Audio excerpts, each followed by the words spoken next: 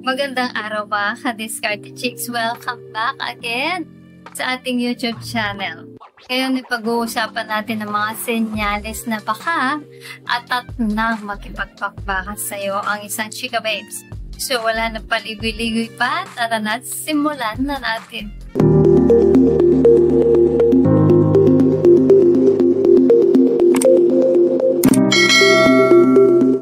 Shoutout nga po pala kay Glenn Ford na lagi nakasuporta at nanonood ng aking mga videos. Maraming salamat po sa suporta at panonood ng aking mga videos. So, let's start. Mga guys, sa panahon ngayon marami ng mabilisan talaga. Tulad ng mga fast foods, instant noodles, at syempre uso na rin minsan ng mga apps na kung saan kapag sinuswerte nga kayo ay instant jowa pa. So sa video na ito ay tatalakayin natin ang mga signs na o senyales na malamang atat na makipagdigmaan sa iyo ang isang chika babes. May asawa man o ito o wala. So number 1, kahit saan sama agad sa iyo. Kapag ang isang chika babes ay sobrang bilis o dali mo lang maayang sumama sa'yo sa isang date. Yung tipong walang ka-eme-eme ay sama agad. So guys, ito ang paraan para nga malaman mo kung talagang game ba siya. Tanungin mo agad kung kailan ba siya pwede. Ay mabilis pa sa alas 4 ang sagot ay anytime. At kung tanungin mo kung saan mo ba gusto mag-date at mabilis na sagot ay kahit saan. At i-follow up mo ng hanggang anong oras ka ba pwede. Kapag ang sagot ay okay lang kahit matagal tayo. Kung talagang gusto mong maka-super tiyak, biruin mo ng okay lang ba sa iyo, dun tayo sa malamig? Kapag ang sagot nga ay sige, ikaw nang bahala. Naku mga guys, malamang sa malamang gustong-gusto nga niya. Number 2, panay titig sa'yo. Kapag ang isang chika babes ay panay-panay ang titig sa'yo, yung tipong malagkit na titig sa iyo ay malaking indikasyon na may something siya sa'yo. Yung tipong maya ay nahuhuli mo siyang nakatingin sa'yo ng kakaiba. So, papaano mo malalaman kung ano ba ang ibig sabihin nito? Well, kung malakas ang loob mo, pwede mo siyang diretsahin tanungin ng kayong dalawa lang. Halimbawa, kung katrabaho mo siya, jumempo ka sandali na kayo lamang at tanungin mo siya, Joy, ganda ng damit mo ha, may something ba sa mukha ko at panay ang tingin mo sa akin? Ipaalam mo sa kanya na napapansin mo ang mga tingin niya sa iyo. Tapos banatan mo ng labas naman tayo minsan. Hintayin mo ang sagot niya. Kapag sinabi niya, sige pa. Naku, alam mo na.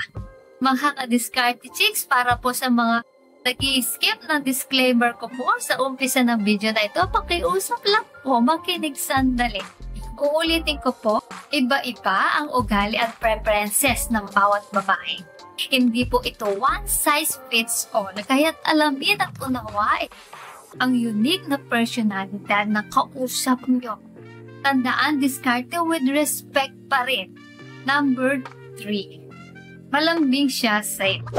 Kapag ang chika babes ay bigla na lamang naging malambing sa iyo, kung talagang biglaan ba, ay magtaka ka na. Ang ibig ko sabihin ay kung hindi mo naman siya dinidiskartehan at biglang napapansin mo na panay ang lambing niya sa iyo. Yung panay ang touch niya sa iyo, panay ang text or PM niya sa iyo, at nagpakita siya ng kakaibang interest sa iyo na malaki ang tsansa na may something siya sa iyo. Alamin mo na ito mga guys, kung ikaw din naman ay interesado sa kanya, baka gusto mong i-cultivate ang something na ito sa kanya na malay mo ay makascore ka. So number 4, hot na hot siya sa iyo. Heto mga guys, halimbawa, nakipag-date na nga siya sa'yo, pero medyo alanganin ka kung pwede mo bang all the way pwede mo namang testingin ito. So, kung may car ka at nasa magandang lugar naman kayo, yung tipong tinted pa ang car mo, at feeling mong pwede ka namang humingi ng kiss o maka first baseman lamang sa it. Isa itong magandang test, guys, kung paano ang pwedeng mangyari kapag feeling mo na tumatagal ang inyong espadahan at feeling mo na mukhang hot na hot siya o nagbabaga na. Ayaw naming mga babae na nabibitin. So, pwede mo siyang tanungin kung gusto niyang mag-CI kayo o pumunta kayo sa malamig na lugar. Siyempre, kung pumayag siya, alam mo na. Pero bago tayo magpatuloy, kung hindi ka pa nakakapag-subscribe, baka naman, i-hit mo na subscribe button. Now na. As in now na. Number 5. Chat pa lamang. O guys, ito pa ang isang bonus dito. Baka madali nyo lang malaman kung magkakilala naman kayo ng chika babes. Pwede nyo rin i-explore siya sa pamamagitan lang ng chat o messages. Effective ito mga guys, lalo na sa gabi na wala na siyang masyadong ginagawa. So, papaano ba ito gawin? Siyempre, start ka ng casual messages. Tapos, tanungin mo siya kung bakit di pa siya natutulog. Kapag sinabi niya di pa siya inaantok, ay pwede mo siyang sundutin ng ilang mga messages na lalong magpapakising ng diwa niya. Maaari mo siyang tanungin kung may jowa ba siya ngayon o kung kailan ba ang last ng jowa niya. Kapag sumagot siya at pagkatapos ikaw naman ang binusisi, naku, good sign niya na interesado nga siya sa'yo.